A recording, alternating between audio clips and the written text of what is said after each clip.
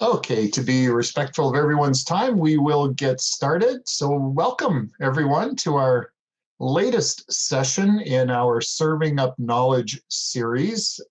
My name's Tom. I'm from the Grande Prairie District Chamber of Commerce, and we are pleased to be working with the City of Grande Prairie on these sessions, trying to make them weekly sessions, information that is shared by businesses for businesses, businesses that have a specific skill set that they think would benefit other businesses.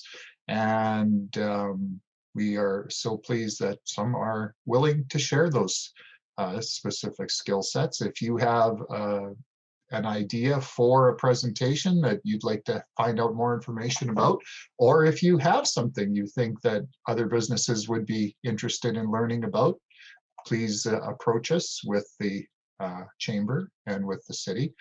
I have a few of my chamber co-workers with us this morning, our CEO Tanya and Cindy and Janice all with us this morning, and Lauren from the City of Grande Prairie is here as well. And we have our special guest here this morning.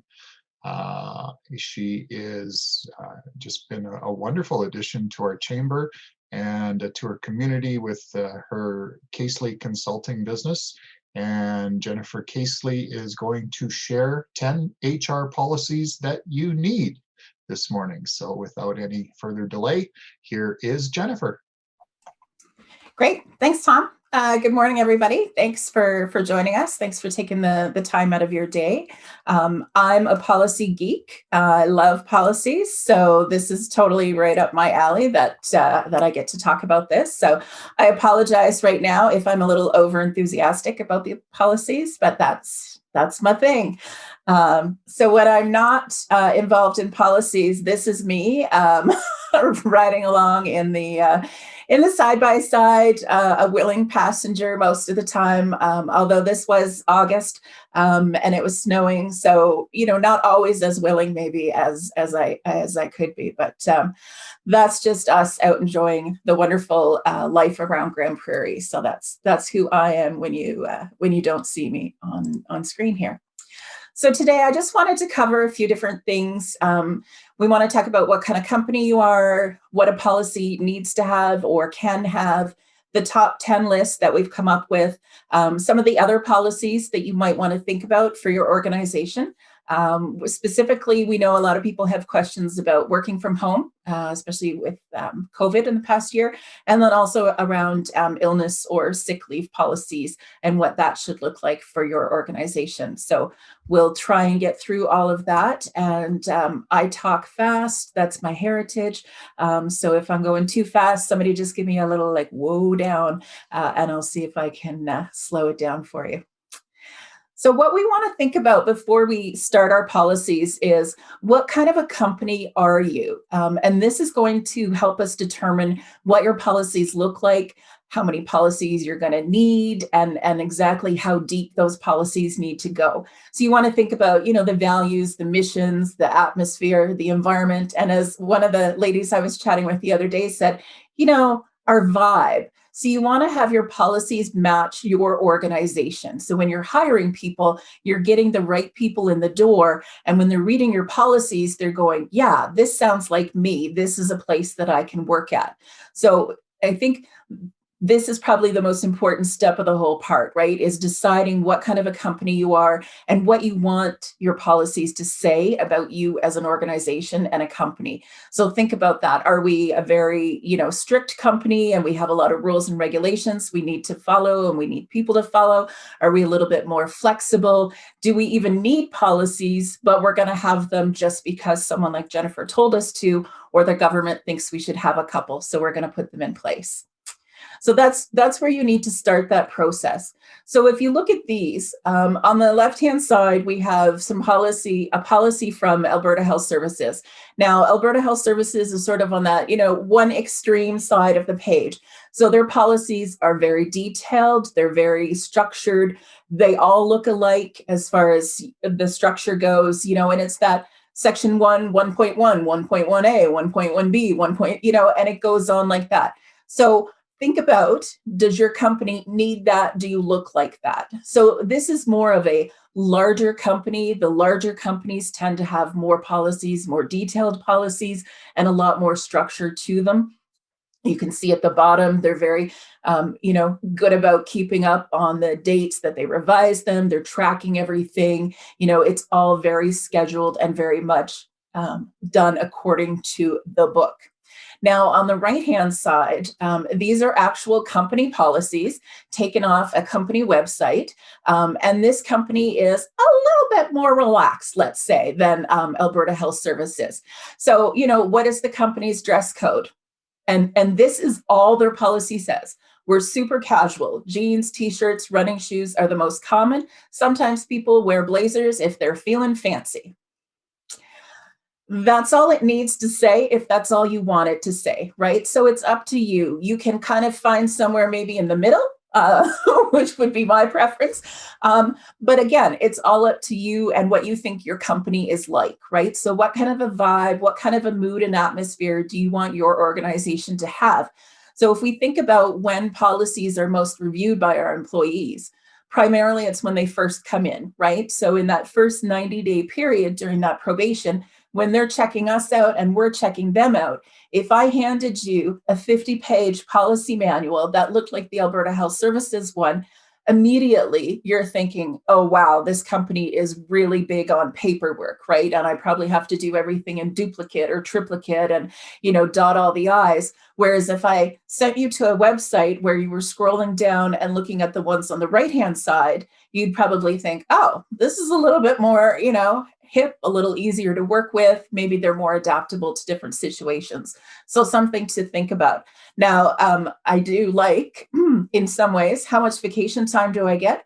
As much as you need, they say on this site.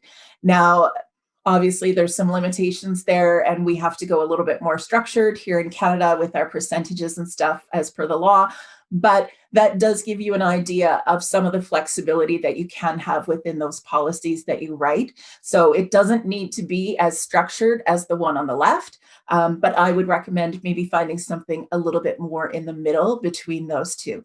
And I think this is a common issue that companies have is they only think about the one on the left, right? And that's what they think they have to have is something that looks like that. And you don't need to. You can be a little bit more relaxed in that. There are no laws around what the policy needs to look like at this point. So you have that freedom to make it whatever you want to, which I think is really nice. So we're going to make it suit your company the best.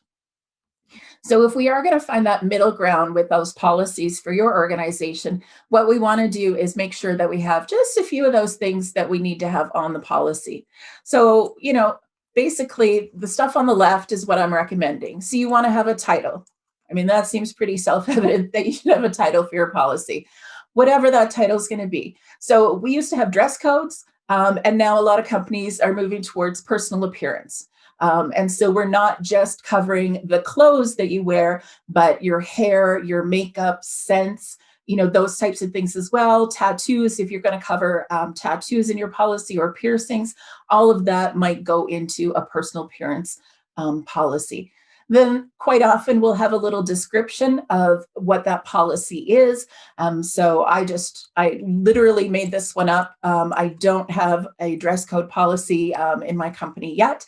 Although if my girls are online, we're getting one. But so far we've been pretty flexible with it. So we're just saying that we're a professional company. We wish our clients to see us in that light. So we want employees to dress with good taste and professionalism, right? So we're leaving it pretty vague. I worked for a large national trucking company a few years ago, and their dress code policy was 10 pages long and had examples of the jeans that were and were not appropriate to wear at the work site. So you can go really deep with that, or you can make it a little bit less deep and just sort of give people a little bit of flexibility in what that's going to look like. Then we want to tell people who it applies to, right? So does this apply to only the office staff? Is this for field staff? And you may want to have two separate areas or two separate policies, because field staff quite often have safety items that they need to be wearing, right? So steel-toed shoes, or they need to wear fire retardant coveralls. And so it would be different for them than it might be for your office staff. So you can have two policies, or you can separate it out within that one policy when you say who it applies to. Then you want to tell them what the procedures are. This is usually a pretty standard part of the policy. So this is how we want you to do what we're telling you to do, or this is where we explain what the vacation policy looks like. So we want those procedures, or a little bit more description of how you're going to ask for vacation time, or how you're going to get paid for stat holidays. This is where we would put that in. So this is that section. Then a lot of times we're going to put in the failure to follow. So if you don't abide by the policy, what will happen, right? What are we going to do? So it might just be a simple, we're going to have a chat with you and tell you that, you need to go home and put on different clothes. It could be that we're going to fire you immediately because this is a punishable offense by law and you're out the door immediately. Seems a bit harsh for a dress code, but that's up to you. And then we're going to have a little bit of 411. I prefer to have a little tiny update at the bottom, just sort of created and revised, so that when we are flipping through our policy manual, hopefully on a year-to-year basis, you're going to go back and check them, but just so that your employees know when it was last updated. And then if there has been, let's say, an employment standard change in the meantime, we can make sure that we say, oh, you know what, that was based on the old standards. We need to update that. And then we'll go ahead and change that date so we do know when it was updated. I've worked with a lot of companies here in Grande Prairie, and they're like, oh, yeah, we have a policy manual. And it was from 2006. And so not all, but a lot of those employment standards changed. And obviously our workforce and our work environment has changed a lot since 2006. So I do recommend that you review all of your policies on an annual basis at the very least. Quarterly, if you like, is really great. And that will keep you up to date with any changes that Alberta Employment Standards brings out. And that'll sort of keep you up to date with what's going on. I've been talking to people about, performance management and setting goals for their employees. And I said, my preference is that you set them quarterly, because if we had to set them annually last year, what would have happened when March came along? Nobody would have achieved any of their goals for the rest of the year. So we need to be very adaptable and want to look at these. And it shouldn't be major updates that we're doing to any of the policies once we have them, right? Primarily, it's just going to be quick little updates that we need to do just in order to reflect the changes. So I had a lot of problems coming up with the top 10, a lot of problems, because I love so many policies that, I wanted to showcase them all. But B, it's really tough for me to say that these are the top 10 that every company should have, because every company is different and every company has different needs for their employees.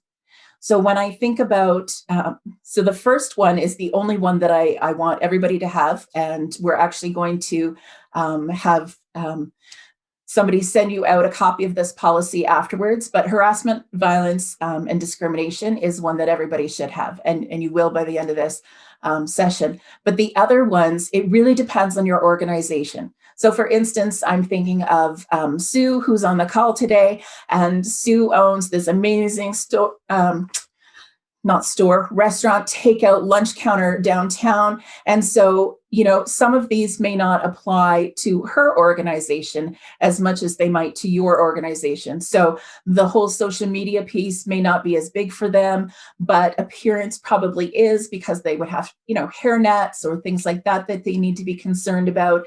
Hygiene is obviously much more important if you're working with food than it is if you're working in the shop. So certain policies may be more important for your organization than others. It really depends on your company and what you're doing and how you're functioning. So think about that when you're going through these, that, does this seem like something our employees are interested in and would ask about?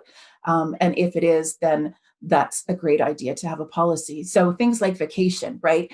And stat holidays comes up all the time, right? Everybody's always asking questions about that. It seems at every company. So those seem to be pretty standard ones that we would want to include, because everybody's always like, do I get paid for this stat holiday? Do I get this day off? Everybody, it doesn't matter if it's their first day of work or their 127th day of work, they want to know when their next day off is, right? Everybody's interested in that. So in the harassment, violence, and discrimination policy, this one, as I said, is super important. Occupational health and safety came out in 2018 and said basically all companies should have this policy. So if you don't have it, you will, and you should try and implement it as soon as possible. So this is to protect your team members from each other and from customers and clients who they might be dealing with. So it's a two-way street. This is not just an internal document, but it's also, this is what our company expects from our clients and from our customers as they're coming in the door or interacting with our workers. And this is what we want you to do if this happens. So the policy walks through. So it tells you what harassment looks like, what violence and discrimination look like. Then we talk about the procedures and what you need to do, right? So if somebody is harassing you, this is the steps that you take, step A, step B, step C. And so we've clearly outlined it as to what the employees need to do. Now, again, each company is going to be a little bit different.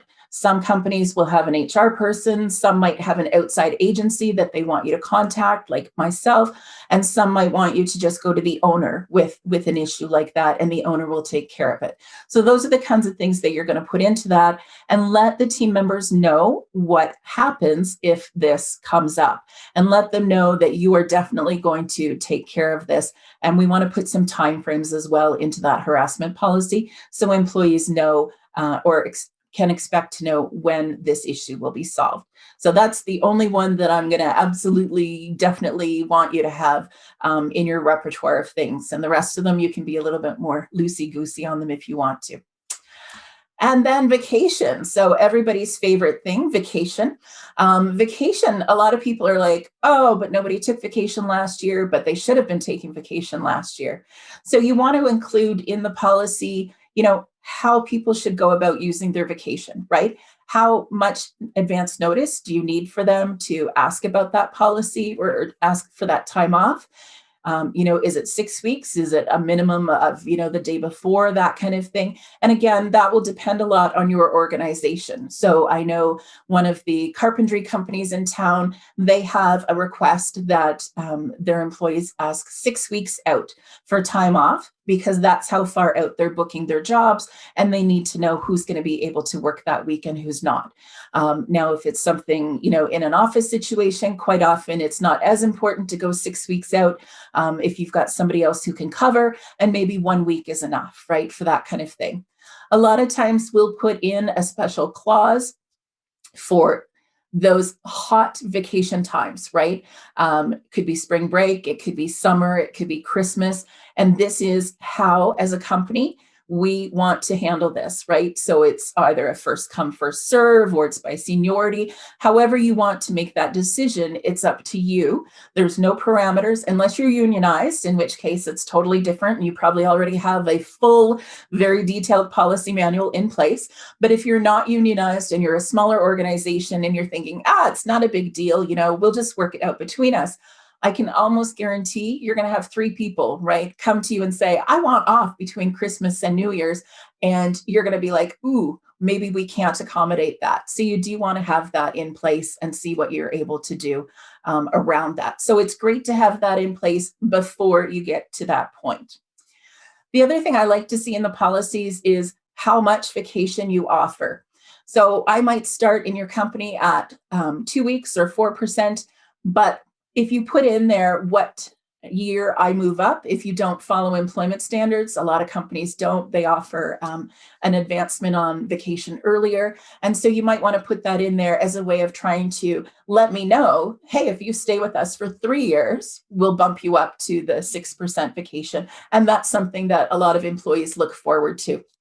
And something that they can be like, oh yeah, okay, that sounds really good. I like that.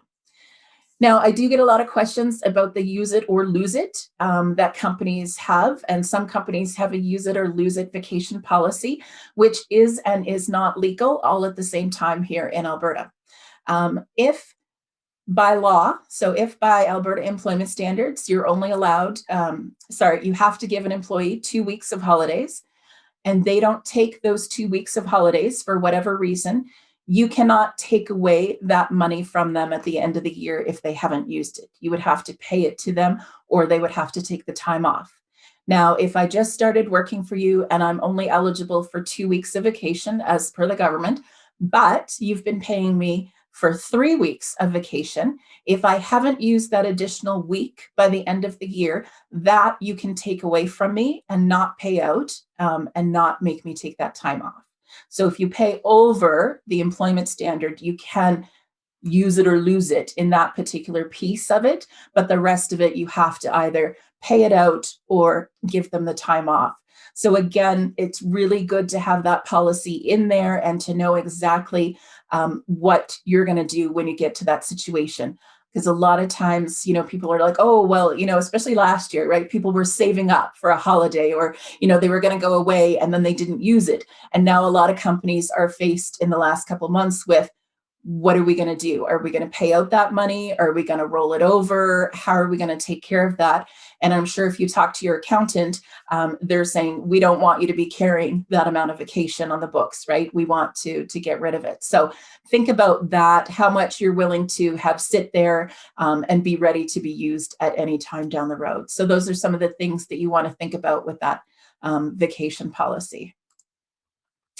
And Joe, I'm afraid your friend is going to have to pay extra for attending today. So, so one of the other policies that I think a lot of companies probably need to have as well is confidentiality. So confidentiality, we like to think that that's one of those common sense policies that people are not going to share information about their company. But I know most of us feel that common sense no longer exists. And so it is important that we do make sure that we maintain a confidentiality policy to clearly explain to our employees what we consider to be confidential and what we don't, right? So client information, customer information, is that confidential? Is it not confidential? Our pricing, if I work at Walmart, our pricing is not overly confidential, right? Because it's posted everywhere. Now, if I work for another company, maybe we sell, I don't know, I sell widgets, and maybe I can adjust the price of that depending on the customer. That kind of pricing, I probably don't want to get publicly known. So you really need to think again about your organization, what kind of information your employees have access to, and do you want them sharing that information? We again want to make sure that we know what will happen if they are found to be sharing that information, right? So is this an immediate dismissal from your position? Is this, a stern talking to? What are we going to do with the employee if we do catch them sharing confidential information? And one of the things that you may want to consider is, and it may not be happening as much right now, but I do know in the past when we traveled, a lot of people are still doing business on airplanes, and they're doing business in lounges on their phones, and everyone can hear you, and people can see what's on your screen when you're sitting on an airplane. And I'm sitting behind you, I can guarantee you I'm going to read what's on your screen just because I'm bored and the 3-hour flight is still going ahead. So I'm looking for something to do. I'm going to take a peek at what's on that screen ahead of me. So we really need to think about the times when that information could become public and what we're going to do around that. So that's another one that you might want to think about. Statutory holidays. Everybody loves statutory holiday. I love a good statutory holiday. We are required in Alberta to give 9 statutory holidays, but a lot of companies give more than 9. So again, if you are going to have some policies, statutory holiday is a great one to have. You want to let the employees know that either, you will be expected to work on stat holidays or you won't. A lot of companies are closed every stat holiday. That's what they do.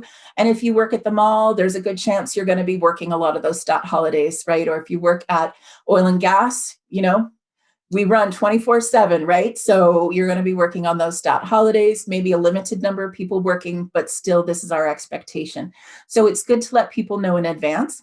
One of the great things about the stat holidays is if you go to the Alberta Employment Standards website, they've got very well written sections on how to pay employees for the stat holidays with examples. So if you're going to do a policy on statutory holidays and you want to explain to people how they're going to get paid for it, go to their website, steal that information, put a little blurb at the very bottom of the policy that that's all from Alberta Employment Standards, and you're good to go. So that one is pretty simple and easy to set up in that way. Now, if you are going to give more than those 9 holidays, that's when you really want to make sure that you put that into the policy that you do give some additional holidays. So I just highlighted a couple that seem to be fairly common. So Easter Monday seems to be one. It's also one that a lot of people get confused on, right? So a lot of people are never sure if they do get the Monday or they don't get the Monday. So it can help to have that list. And what it does is it helps your managers from having to answer the same question over and over and over and over again. Because a lot of times people will say, sitting at lunch break, right? Like, hey, does anybody know if we have to work on the Monday or not? And somebody will go, oh yeah, no, I read that. And we do or we don't, right? So it'll save the managers some time. The other one is the civic holidays. So that's that first Monday in August. So that one's always a bit of a up in the air.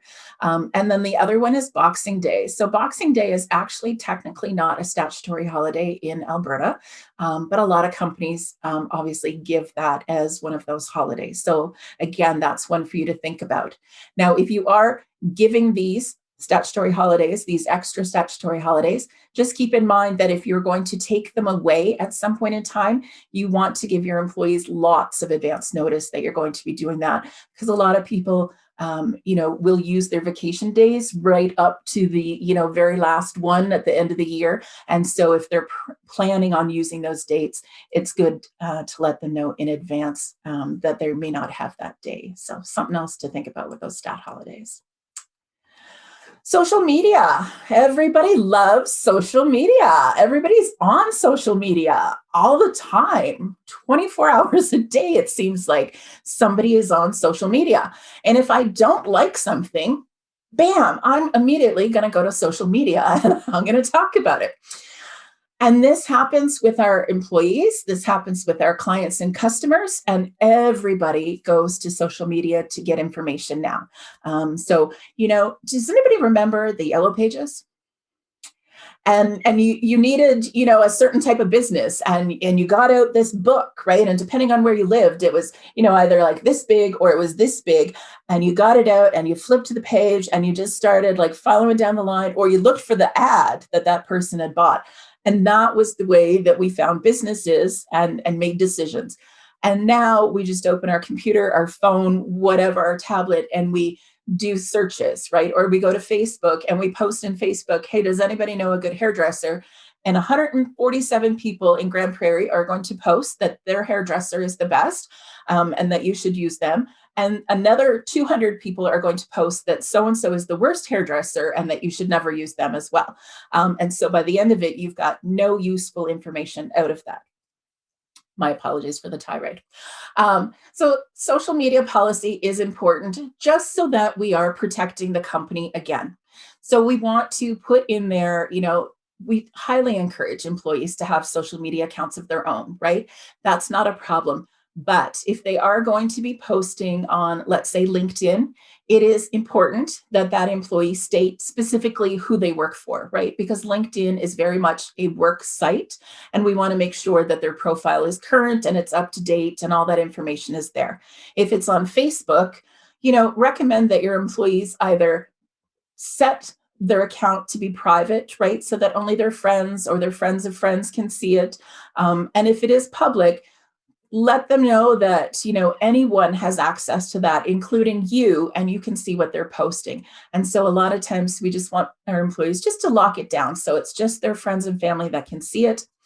We want to let them know what our expectation is around social media and responding to social media. So a lot of companies have social media people and they take care of that, which is great. So obviously that's solely their responsibility.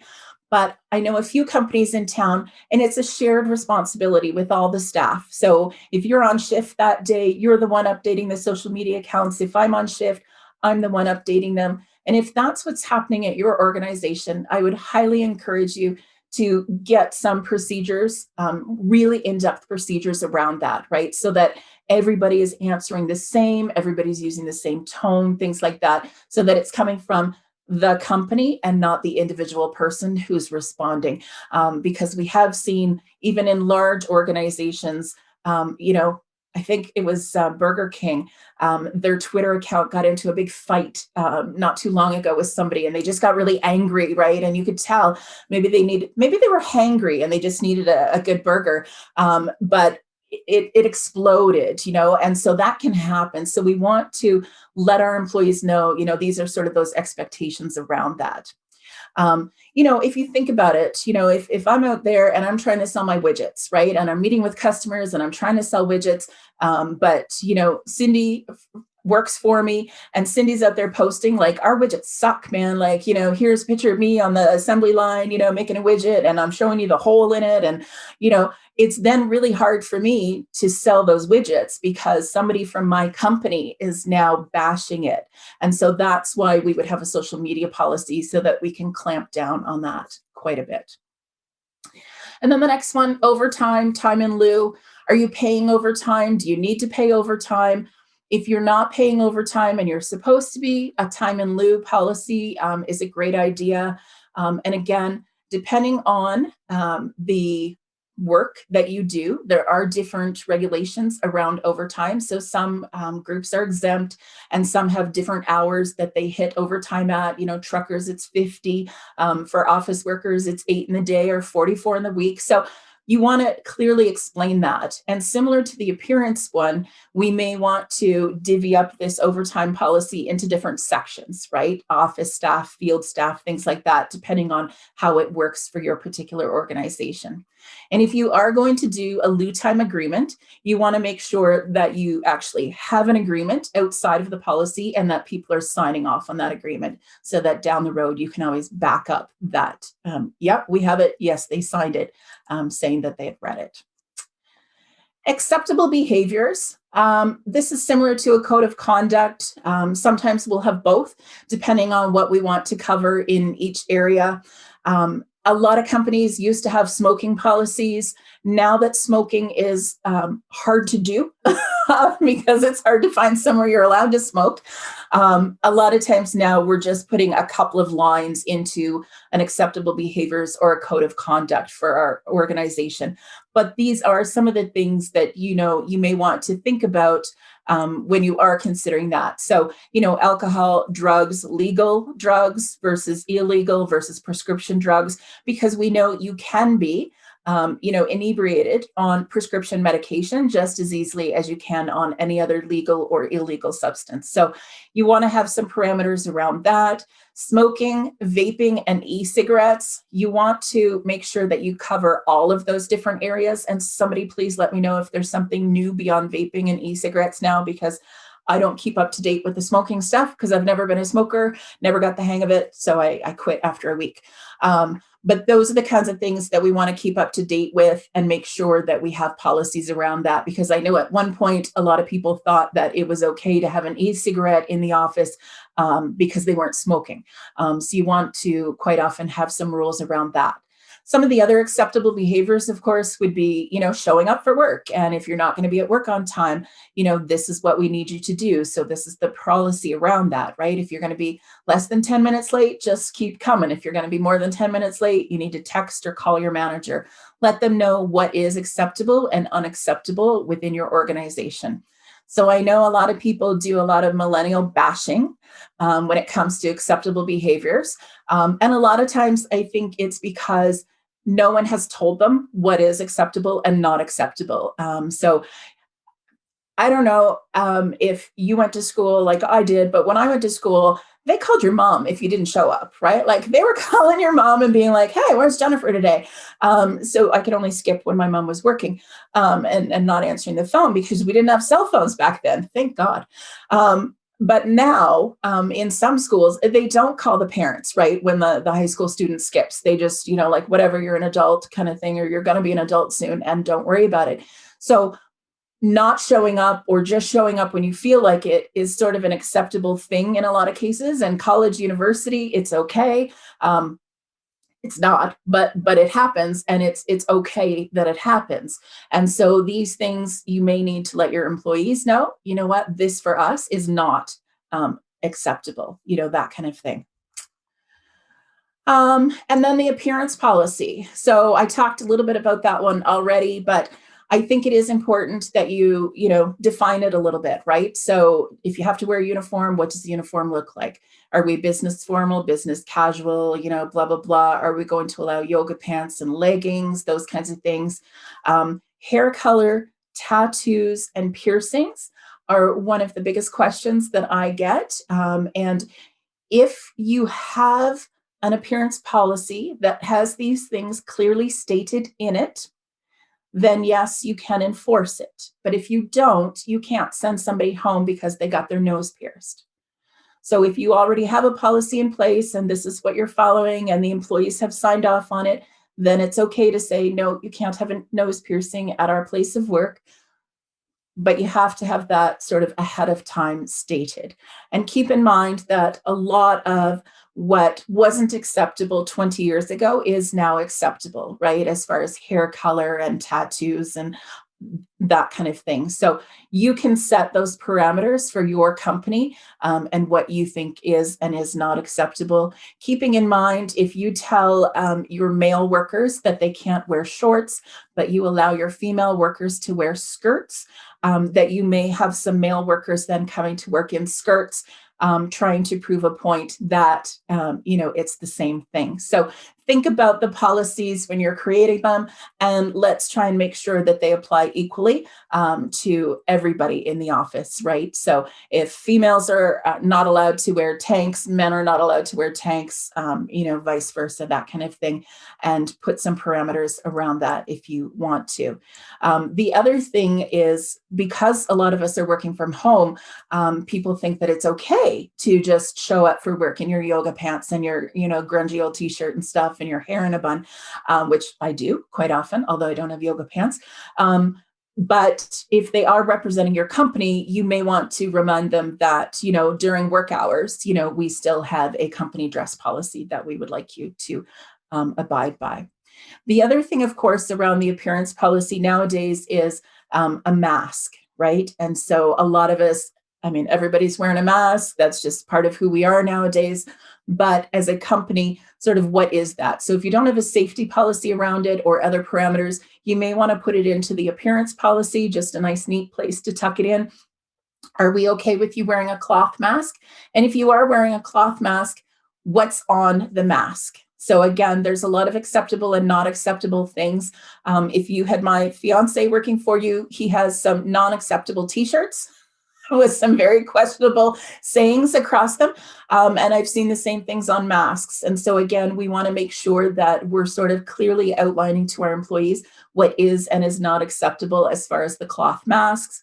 And if wearing a medical type mask is okay versus, the cloth one or a plastic shield, either the ones that completely cover or just those ones that cover at the very bottom, right? The sort of like chin and up ones.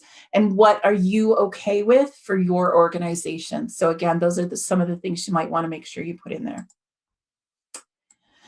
Training is another one that I think a lot of companies don't include, and perhaps it's one of the ones that you might want to include. There is that fantastic Canada-Alberta training grant that's out there right now. Your company can get up to $300,000 in training. The government pays 2/3, you pay 1/3. Really great setup, really great program. Just definitely consider it. And if you are going to do that, you probably want to have some sort of return and service agreement that if somebody leaves your company, that they will pay back that tuition, right? And I really like to see them sort of, adjusted so that, if I leave after, 1 month right after the course, that basically I'm going to end up paying back the full amount. If I leave 3 months later, you're going to prorate it to different amounts, things like that. And every time they take another course, they should be signing a new agreement. So even if the old one hasn't expired, right, because they're still in the repayment part and they're taking another course, we're going to tack another one on so that at the end, we've covered all of the courses that they've taken. And in the training policy, you may also want to think about, is the training being done on their own time? Is it being done on work time? Are we paying for them to do it on work time? What are we paying them to be in that training on work time? How is this going to work? And it's nice to have that in black and white for your employees, because that is a big question that will come up quite often with them, is that, am I getting paid to be training? And if the training is only available in the evening, a lot of employees will definitely have that question about, am I going to get paid for this or not? So something else to think about. And finally, conflict of interest. So am I working? A lot of times I see this come up with hairdressers and salons, right? So a lot of those occupations where you can do some of the work at home for friends and family. And so, are you going to allow people to do manicures at home, with her friends and family? And how far does that go? Are you going to allow your mechanic to use the shop on the weekends to fix his own stuff or to fix his friend's stuff? And how is that going to work? So we want to think about those different things. Conflict of interest could be also owning part of a company. It can also be supervising people that you're related to. And we all know that that can be tricky sometimes. And we also want to think about leaving to go work for another company that's in a very similar business. So you can put some parameters around that. You can't stop people from having work or a job, but there are definitely some parameters that you can put into a conflict of interest policy that you may want to consider when you're creating that. So those are my top 10 list, but I have 236 policies, and that number grows on a weekly basis, that you can pick from. And again, like I said, it really depends on your organization, what you think you might need, what your employees are going to need. And as your company grows, the number of policies that you have should grow as well. So if you're just starting out, I've done some beginning packages for new companies, and we have 5 or 6 basic policies in there. And then as you grow and you start to get more employees, you may want to consider adding on a few more of these as you grow.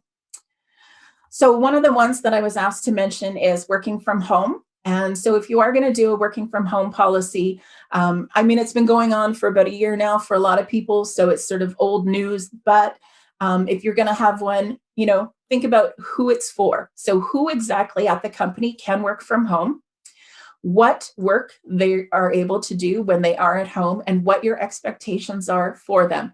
Are they still working 8 to 4? Are they working whenever they want to, as long as they get their 8 hours in? What does that look like? That's part of the when.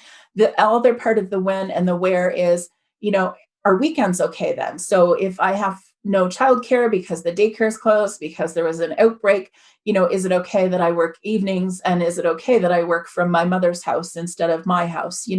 So are we okay with them taking that work elsewhere? Why do they need to work from home? So is it just a want or is it a need? And when are you going to implement that, right? So if the government says, yes, we want people to work from home, then we're going to have that policy in place. Or is it just if an employee comes to you and says, hey, I'd like to work from home, then we're going to do it.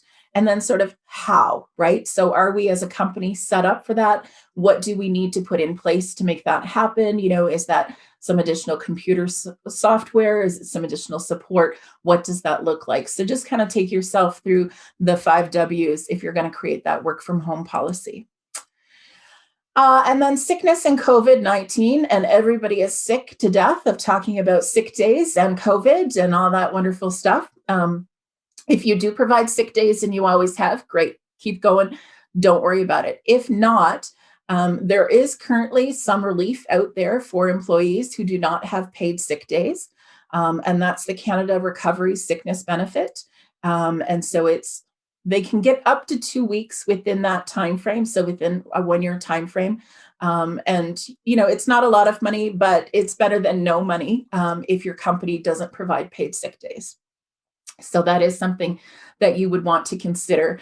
And basically, for a COVID, excuse me, sickness policy, this is sort of a moving target, in my opinion. And what you want to do is make sure that it is always changing and you're updating it to reflect whatever Alberta Health Services has come out with, right? So your policy might just be, we are following the recommendations of Alberta Health Services. Please visit their website for more details. If you are sick or experiencing symptoms, please contact your manager, right? And that might be enough, because that does change on a regular basis, right? What the symptoms are, what the temperatures might be, those kinds of things. So in that case, you might want a very moving policy that will allow for different aspects of that. Excuse me.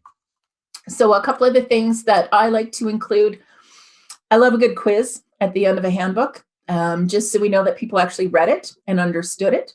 So 2 or 3 questions per policy is more than enough to prove that they've probably read it and understand it. And definitely you want to have sign-off documents. So a policy manual, if it's 1 or 100 policies, you want to give it to them when they're first hired so that they understand, what your expectations are.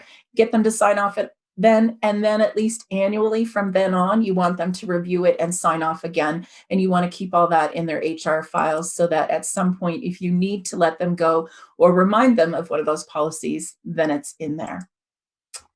And that's it. I made it to the end. Yeah. 236 policies, huh? And counting. That's a lot of policies. Okay. Before we get into the questions, before people sneak away on us, we want to remind you that our next session will be on March 18th, and it is called "The Pandemic is Ruining Everything." It'll be with Argyle. Look it up on the Chamber website. It's going to be a great presentation. And we're in negotiations to bring Jennifer back on March 25th for another session. So we look forward to that. And shameless plug for the Chamber, we've got also another session on March 25th. It's a presentation by 7 Generations Energy about sustainability and ESG. What is your business ready for? So again, you can find out more information on our Chamber website. A couple of questions here in the chat. Is it legal to force an employee to take a vacation? Yes and no. As the employer, you can set the time when they go. So if they can't come up with a date that they want to go that's acceptable to you, you can say, yeah, well, guess what? You are taking next week off as vacation. So yes, you can, although it's preferable to work it out with them. But okay. Any other questions? I actually don't see any other questions in the chat box. So if someone has one or would like to just unmute themselves. Oh, can you set that one of their weeks would be a certain time, say Christmas and New Year's, I guess in regards to vacation? yeah, so you can, but again, that's something that you would want to let them know about upfront. And if that was something I was going to do, so if your business closes between Christmas and New Year's and you're making all your employees use vacation for those additional days off, that's something that you'd probably want to let them know during the interview process, is that, we are closed. You will be required to use vacation days during that time. I think this year it was 4 days most people had to use if they were doing that. But I would let them know in advance of them actually signing the contract, if that's what you're going to do in that particular case. Okay. Many more questions? People are pretty shy this morning. Or their coffee break time is coming to an end quickly. Everybody's just so excited and wants to go write policies. So they're okay. Like, here. There is another one here. Can you have a cell phone use during work policy? Absolutely. I didn't put that in there because it's such a touchy subject and so tricky. You can. Good luck enforcing it. Honestly, it's tough because what happens is a lot of times people are using their personal cell phones as a work cell phone as well. And so it's tough to know who's working and who's not working with their phone. And a lot of times people are like, well, I have to have it right for emergencies, or nowadays with COVID, the school could call, you have to pick up your child within the next 20 minutes, or they're going to be waiting for you on the curb because they're contagious. So it is tricky. But yes, you can definitely try and implement a policy and put some parameters around it. I know they do on the big oil sites, right? Like Syncrude and Suncor, it's in their cardinal rules. If you bring out your cell phone, like you're gone, you're off site, you're fired, you're not allowed back for a full year. But it would be a lot harder for most of us to enforce something like that with our employees, but you can definitely put some parameters around it. Yeah. We got you to nail it down to the top 10. Are there any or a couple in your mind that maybe just missed the top 10 that you think are really, I know you love them all and, and all, but are there a couple of other ones maybe just that you can touch on that maybe people should, possibly keep in mind? Yeah, sure. I think one of the other ones a lot of companies need to think about is a vehicle one. So if I have to use my vehicle for work, or if I'm being given a vehicle for company purposes, put some parameters around that as well, around the usage and what I can do and can't do with it. And it's okay to have different levels of usage. So if I'm, a yard guy and I have access to the truck and I can take it home on the weekends, that might be one level. If I'm a manager and I have the same truck, maybe I'm allowed to take that on vacation, but the yard person is not. So you can set different parameters around that, but a vehicle one is definitely one that you might want to consider adding as well. And if you do have employees who are using personal cell phones, that's one when maybe you want to put in a policy around payment for those cell phones, right? A partial payment or something to them. Because I know a lot of companies are saying, well, we have these apps for our employees to log in and they want to send pictures of work and stuff. I know some of the house cleaners, for instance, they want photos sent to their, supervisor and stuff. And so in that case, maybe you should be paying for a portion of their cell phone bill because not everybody has unlimited calling, texting, and that kind of thing. So if you require them to use their phone, you might want to pay for that. So that's another policy that I would think about for sure. Yeah. And then the other one you might want to put in there, of course, is termination and temporary layoffs. It's a fact of life. Last year we went through a few phases when people had to do temporary layoffs. And so you might want to let your employees know what will happen in the case of a temporary layoff, right? What we're going to do, if your benefits are going to continue or not continue, those kinds of things, something else that you might want to think about. I could talk policies all day, and I love to talk with anybody about policies anytime. I'm more than happy to help out.